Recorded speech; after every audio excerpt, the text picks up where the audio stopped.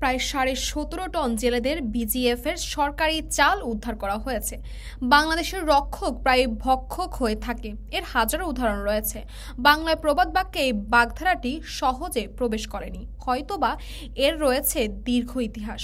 রক্ষক যখন ভক্ষক, এমনই এক ঘটনা ঘটেছে পটুয়াখালীর দুমকি উপজেলার আঙ্গারিয়া ইউনিয়নে। শনিবার রাত 10:30টার দিকে দুমকি থানা পুলিশের সহায়তায় উপজেলা নির্বাহী অফিসার মোহাম্মদ শাহিন মাহমুদ আঙ্গারিয়া ইউনিয়ন চেয়ারম্যানের বাড়িতে অভিযান চালায়। এ সময় প্রায় 17.5 টন জেলেদের বিজিএফের সরকারি চাল উদ্ধার করে চেয়ারম্যান সৈয়দ গোলাম মুর্তুজা শুকুরের ঘর থেকে। পরে ইউনিয়ন নির্বাহী কর্মকর্তা উপস্থিতি চাল সহ বাড়িটি সিলগালা করে। সরজমিনে খোঁজ নিয়ে জানা যায়, চেয়ারম্যান চাল 2 ভাগে বিতরণ করে থাকে।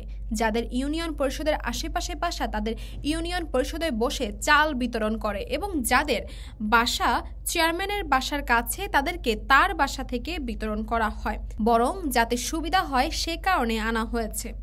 এ বিষয়ে চালপ্রাপ্য জেলেরা জানায়, চেয়ারম্যানের বাসা থেকে চাল দিলে আমাদের অতিরিক্ত ভাড়া লাগে না।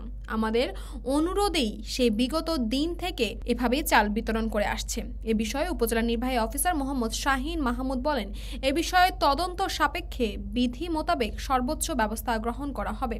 এরপরও যদি সাময়িক সংরক্ষণের জন্য সংশ্লিষ্ট ইউনিয়ন পরিষদের গোডাউনে রাখতে হবে, এর বাইরে কারো ব্যক্তিগত বাড়িতে অথবা অন্য কোথাও এইসব সরকারি চাল রাখার সুযোগ নেই। তাসপিয়া তাবাসসুম, সময়।